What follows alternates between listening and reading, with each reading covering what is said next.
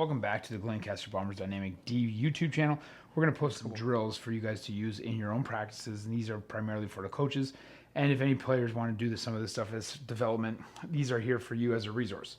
So the first drill we're going to do is a full ice or 3/4 ice drill, where we're going to set a pylon here, a pylon here. I like to use an extra net and place it here, and I like to use an extra net here and just use these as some obstacles for a defenseman to make reads on. And in this drill here, we're going to actually set this up so that we're doing this in pairs. We're going to have pucks here and a coach right here with a whistle. The situation here is on the whistle, we're starting with these two defensemen simulating being the strong side defenseman.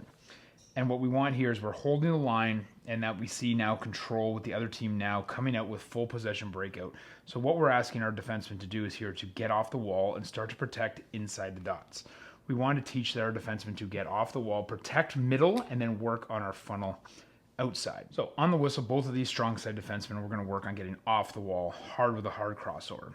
So we're going to use these pylons to kind of help identify where we want them to go. So they're going to come through the pylons and towards the dots. Now what we're simulating is that our F3s created a turnover and got that puck back low. So this defenseman is now going to transition, keeping his eyes and focus up ice, get those toe caps going up ice, and now he's going to come back in to the strong side blue line. The next thing we're going to do is we're going to have this defenseman simulate that the puck is going east to west. So now we're asking our strong side defenseman to now roll with the play and now get back inside the dot line and then transition, because now the opposition is now creating breakout again. So the skate pattern here we're looking for is to have this D crossover hard off the wall, transition around this pylon, come in, join the play, roll to the middle, and then transition backwards, and now we're protecting inside the dots. So these two defensemen are doing that simultaneously at the same time, working on that pattern. So these defensemen are coming through the neutral zone. On the whistle, this coach is now going to spot a puck on one side or the other.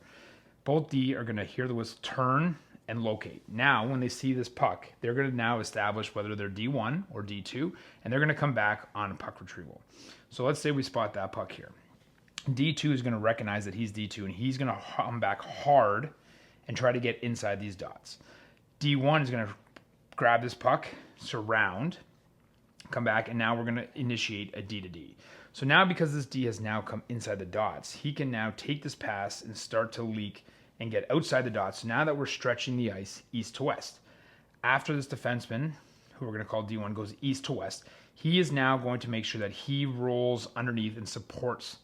So when that puck moves east to west, we're asking our D1 to move south and support this D. D, who's now the D1, is now going to take this pass and come up and draw pressure with him outside. That's going to open up a little transition and now a drop pass right back to the middle of the ice. When D1 now drops this puck back to D2, now D2 is in the middle of the ice, and he is able to now scan and see both sides of the ice. We want to take this puck from coming underneath and move up and come north, make a quick play on this net here, come through, we can make a secondary play here, and now we're just coming up ice. But the big thing here is that when we move this puck east to west, we're asking our D1 to now swing under, come from underneath, come up on an angle, 45-degree angle towards the wall, transition, and now have a drop pass. The big thing here is that we do not want this return on the double D to D to be flat. We want to make sure that that angle of that pass is back towards our net and towards the middle of the ice. That's going to help create that passing lane for our D2, who's now swung underneath and is now coming north. And here's a few clips to show you guys how it works.